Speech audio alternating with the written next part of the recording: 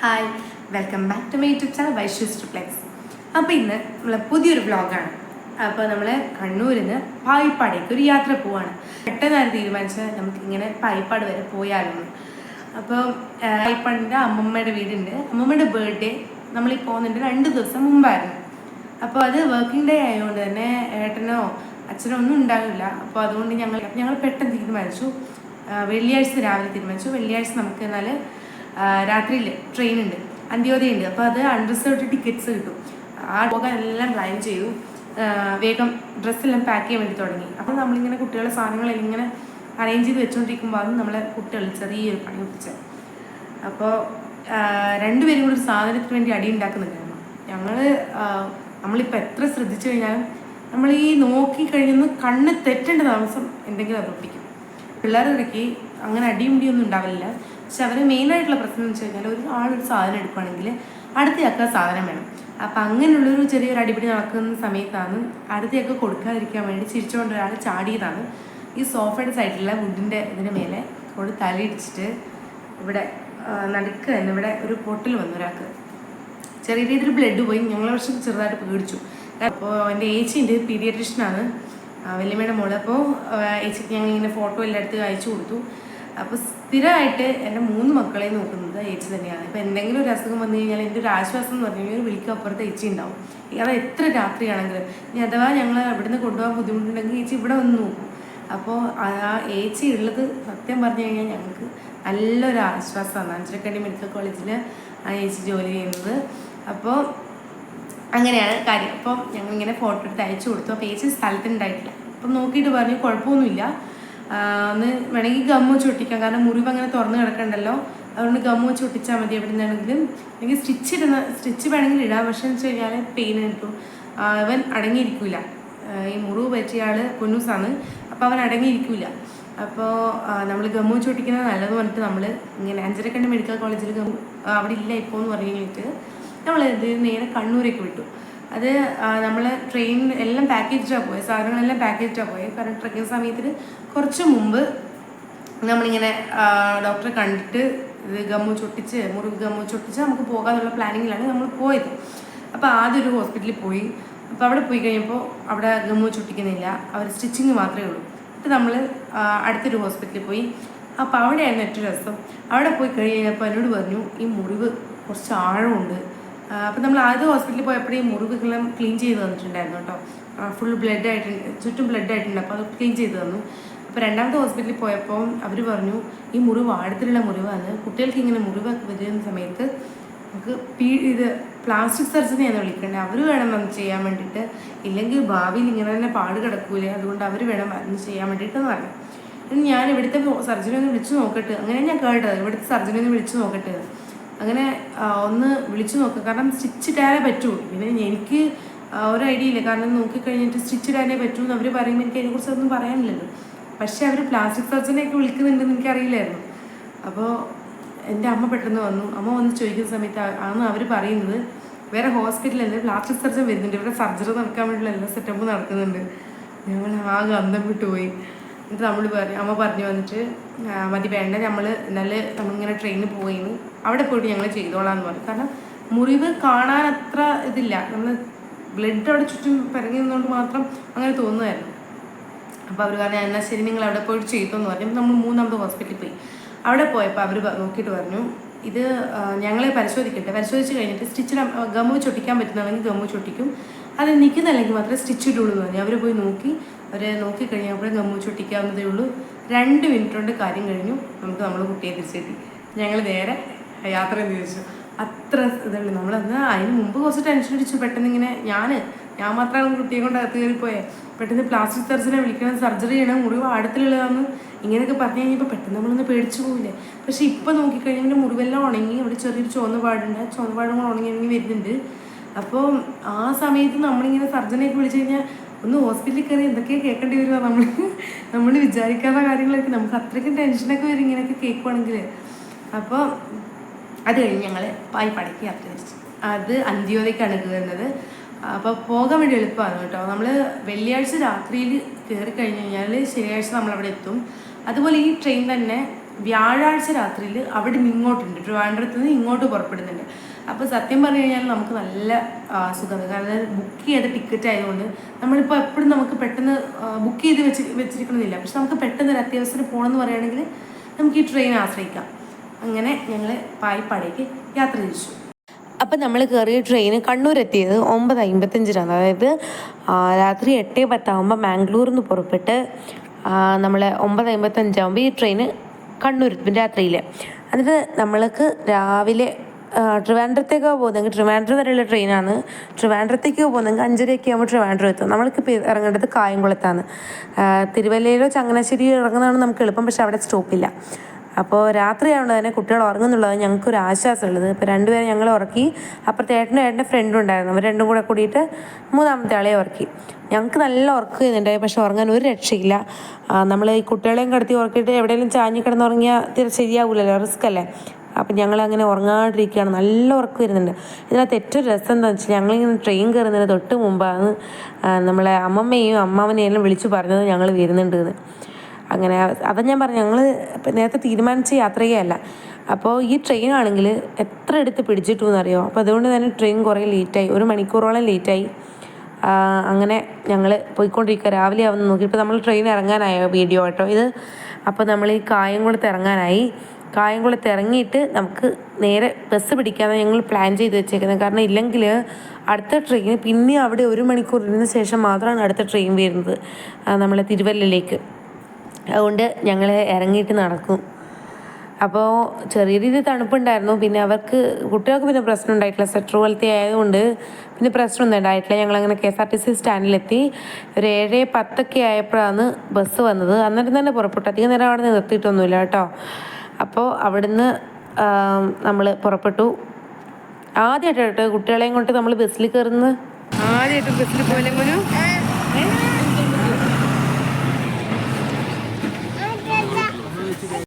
അയ്യോ പൊന്നെ എവിടെ പോവാ നമ്മൾ. ആ 2 പേരുടെ സീറ്റിൽ എനിക്കും അമ്മയ്ക്കും കൂടെ 2 മക്കളെയും പിടിച്ചിട്ടിരിക്കാൻ കഴിയാത്തതുകൊണ്ട് ഞാനിങ്ങനെ ഫ്രണ്ടിൽ ഡ്രൈവർ അങ്കിളോട് ചോദിച്ചു, ഇങ്ങനെ ഫ്രണ്ടിൽ ഇരുന്നോട്ടെ, കണ്ടക്ടർ ഇരിക്കുമോയെന്ന്. ഇല്ലയെന്ന് പറയുമ്പോൾ ഞാൻ കയറി സ്ഥാനം പിടിച്ചു. അപ്പോൾ ഫ്രണ്ടിൽ ഇങ്ങനെ പൊന്നുശ്രീ ഇരുത്തിക്കൊണ്ട് യാത്ര ചെയ്യുമ്പോൾ നല്ല രസമുണ്ട് കേട്ടോ. കാരണം കാഴ്ചയെല്ലാം കണ്ടുകൊണ്ട് പോവാമല്ലോ. അപ്പോൾ ഞങ്ങളിങ്ങനെ പോയിക്കൊണ്ടിരിക്കുകയാണ്. ബസ്സിൽ അത്യാവശ്യം തിരക്കായി വരുന്നുണ്ടായിട്ടുള്ളൂ. ലോങ് റൂട്ടിൽ ഓടുന്ന ബസ്സാണ്. ഞങ്ങളിങ്ങനെ തിരുവല്ല സ്റ്റാൻഡിലെത്തി. തിരുവല്ലയിൽ നിന്ന് അമ്മാവും കൂട്ടാൻ വേണ്ടി വന്നിട്ടുണ്ടായിരുന്നു. നമുക്ക് ഇവിടുന്ന് ഓട്ടോയിൽ വേണം പായിപ്പാട് പോകാൻ വേണ്ടിയിട്ട്. കുഞ്ഞുട്ടൻ ഉറങ്ങി. നമ്മളൊരു കാറ്റ് കെട്ടി, എവിടെയെങ്കിലും യാത്ര ചെയ്താൽ കാറ്റ് കെട്ടിയാൽ മതി, അപ്പം കുഞ്ഞുട്ടൻ ഉറങ്ങും.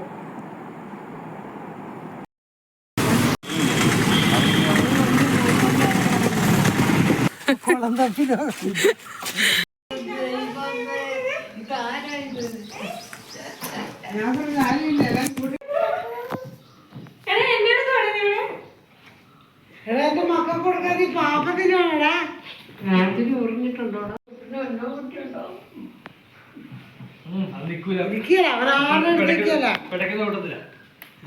അവന് അവളെ പിടിക്കാൻ പോയല്ലേ. എല്ലാരും ഒന്ന് കാണട്ടെ ആദ്യം. താഴെയുള്ള സർവ്വതം മാറ്റേണ്ടി പിന്നെ മുതലാളി ഇറങ്ങി. എന്റെ മോളെ അതിന്റെ താഴെയുള്ള സർവ്വതും മേലെ കയറണം. ഇതാകട്ടെ നമ്മളെ അമ്മമ്മ. ഞങ്ങൾ ഈ അമ്മമ്മയുടെ ബർത്ത്ഡേ സാറ്റർഡേ സെലിബ്രേറ്റ് ചെയ്യാന്നൊക്കെ വിചാരിച്ചിട്ടാണ് ഞാൻ വന്നേക്കുന്നത്.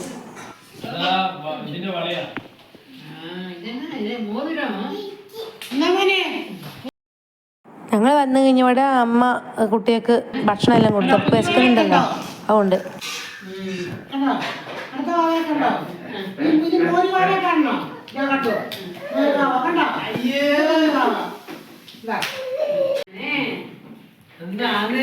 കുട്ടികൾ ഭയങ്കര ഹാപ്പി ആയിരുന്നു കേട്ടോ. കാരണം അവർക്ക് ഇവിടെ ഫുൾ ഫ്രീഡം ആയിരുന്നു. അവർക്ക് ഏത് റൂമിൽ വേണമെങ്കിലും കയറാം, എന്ത് സാധനം വേണമെങ്കിലും എടുക്കാം. ആരും ചോദിക്കാനുമില്ല, പറയാനുമില്ല. കാരണം അവർ ആ വീട് ഫുൾ എക്സ്പ്ലോർ ചെയ്ത്. നമ്മളിവിടെ വീട്ടിൽ എന്ന് വെച്ച് കഴിഞ്ഞാൽ അവർക്ക് സ്റ്റെപ്പ് കയറാൻ പറ്റില്ല, അടുക്കളയിൽ പോകാൻ പറ്റില്ല, എല്ലായിടത്തും ബ്ലോക്ക് ചെയ്ത് വെച്ചേക്കുന്നത്. അതുകൊണ്ട് അവർക്ക് ഭയങ്കര സന്തോഷമായിരുന്നു എല്ലാം എടുക്കുമ്പോൾ. ഞാൻ എന്നിട്ട് കുളിച്ചെല്ലാം വന്നു. അത് കഴിഞ്ഞപ്പോഴത്തേക്കും അമൃതം കൂടി കുറുക്കാക്കി വെച്ചിട്ടാണ് പോയത്. അപ്പോൾ അമ്മ ഞാൻ തിരിച്ചു വരുമ്പോൾ അത് കൊടുക്കുന്നുണ്ട്. അവർക്ക് നല്ല വിശപ്പുണ്ട്. രാവിലെയാണ് അവർക്ക് ഏറ്റവും വിശപ്പ്. ബാക്കി സമയങ്ങളിലേക്കാളും രാവിലെയാണ്. എല്ലാവർക്കും അങ്ങനെ തന്നെയാണ്. അപ്പോൾ അങ്ങനെ എല്ലാവരും ഭക്ഷണം കഴിക്കുന്നുണ്ട്.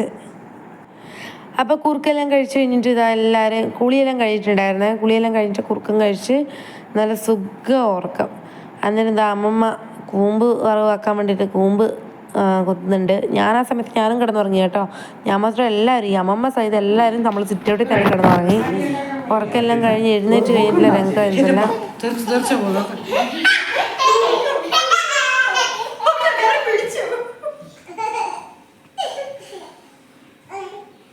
കുഞ്ഞായി കൊടുക്കുന്ന എന്നുവെച്ച് പാവം കുഞ്ഞായി കുഞ്ഞായി കൊടുക്കുന്ന കുഞ്ഞായി കൊടുക്കുന്ന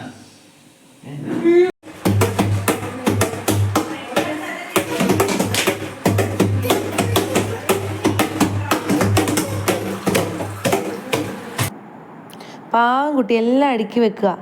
ഞങ്ങൾ വരാനാകുമ്പോഴത്തേക്കും അടുക്കള സാധനമൊന്നും ഉണ്ടായിട്ടില്ല കേട്ടോ. എല്ലാം മുറ്റത്തൊക്കെ ആയിരുന്നു ഇങ്ങനെ അടുക്കി വെച്ചിട്ട്.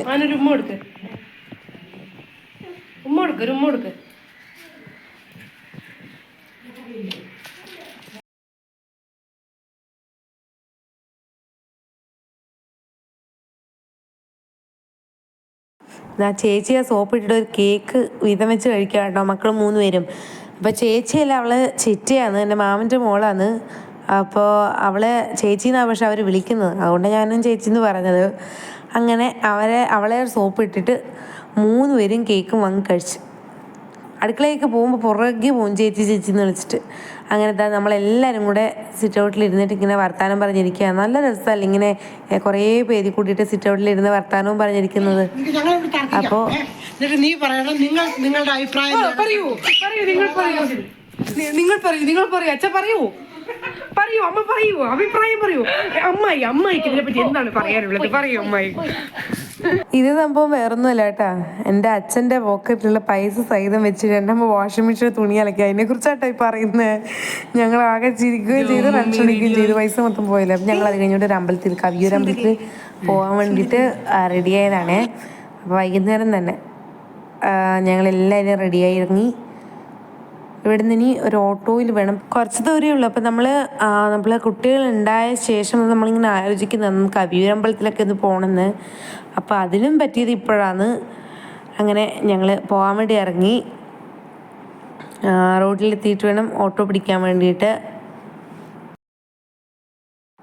ഞങ്ങളങ്ങനെ കവിയൂരമ്പലത്തിലെത്തി. മഹാദേവനാണ് ഇവിടുത്തെ പ്രധാന പ്രതിഷ്ഠയെങ്കിലും ഈ അമ്പലം അറിയപ്പെടുന്നത് ഹനുമാൻ സ്വാമിയുടെ പേരിൽ കൂടിയാണ്. അപ്പോൾ നമ്മൾ അവിടുന്ന് അവിൽ നിവേദ്യം കഴിപ്പിച്ചിട്ടുണ്ടായിരുന്നു, പിന്നെ വഴിപാടായിട്ട്. പിന്നെ നമ്മൾ വെറ്റിലമാലയെല്ലാം വാങ്ങിയിട്ടുണ്ടായിരുന്നു. ഞങ്ങൾ തൊഴുത് ഇറങ്ങുമ്പോൾ തന്നെ താമസിച്ചു. അപ്പോൾ അവിടെ പ്രാർത്ഥിച്ച് എല്ലാം നടക്കുന്നതാണ്. ഹനുമാൻ സ്വാമിയെ പ്രാർത്ഥിച്ചു കഴിഞ്ഞാൽ. അപ്പോൾ നമ്മൾ വരുന്ന വഴിക്ക് കേക്കൊക്കെ വാങ്ങിയിട്ടാണ് വന്നത്, എന്നിട്ട് വീട്ടിൽ പോയി മുറിക്കാൻ വേണ്ടിയിട്ട്. സത്യം പറഞ്ഞാൽ ഭയങ്കര സന്തോഷം തോന്നുന്നു കേട്ടോ. കവിയൂരമ്പലത്തിൽ തൊഴുത് വന്നപ്പോൾ അവിടെ നിന്ന് അധികം വീഡിയോ ഒന്നും എടുക്കാൻ പറ്റാത്തതുകൊണ്ട് ഞാൻ എടുത്തിട്ടില്ല. അങ്ങനെ ഞങ്ങൾ വീട്ടിലെത്തിയിട്ട് കുട്ടികൾക്ക് ഭക്ഷണം കൊടുത്തു. അങ്ങനെ അത് കഴിഞ്ഞ് നമ്മൾ കേക്ക് കട്ടിയാൻ വേണ്ടി. അപ്പം ഞാൻ കേക്കിൽ പേരെഴുതിയിട്ടുണ്ടായിരുന്നില്ല. ഞാൻ അവരോട് പറഞ്ഞിരുന്ന പേരെഴുതി തരണമെന്ന്.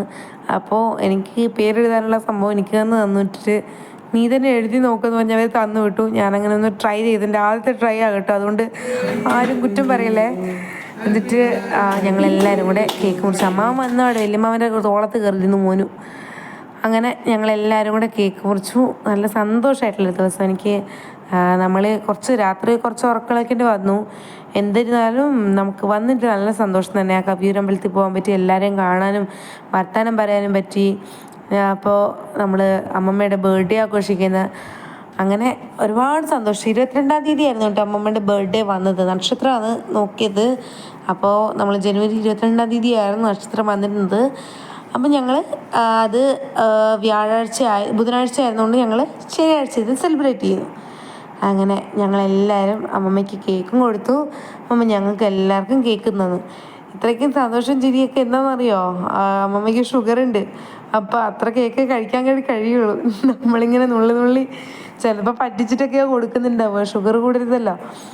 അങ്ങനെ ഞങ്ങളെ ബർത്ത്ഡേ സെലിബ്രേഷനും അടിപൊളിയായി, നമ്മളെ അമ്പലത്തിൽ പോക്കും അടിപൊളിയായി. എല്ലാവർക്കും സന്തോഷം. ഈ നടത്തെല്ലാം കണ്ടാലറിയില്ലേ മക്കളുടെ ഇപ്പോൾ ഒന്നും ഉറങ്ങാൻ പോകുന്നില്ല എന്ന്.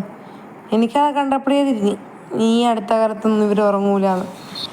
അങ്ങനെ നമ്മൾ അടുക്കളയിലൊക്കെ ഒന്ന് എത്തി നോക്കുമ്പോൾ അമ്മാവൻ നമുക്ക് സ്പെഷ്യലായിട്ട് ചിക്കൻ കറി ആക്കുന്നു.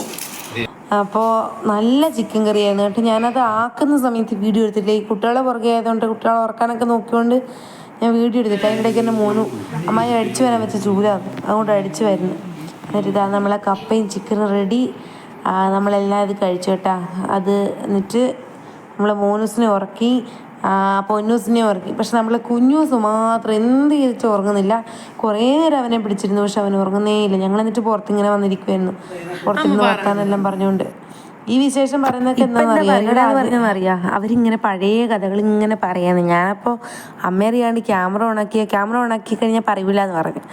അതുകൊണ്ട് ഞാൻ അമ്മയുടെ അഭിപ്രായത്തെ മാനിച്ചിട്ട് ഞാൻ അതിൻ്റെ വോയിസ് ഇതിനകത്ത് ഇടുന്നില്ല കേട്ടോ.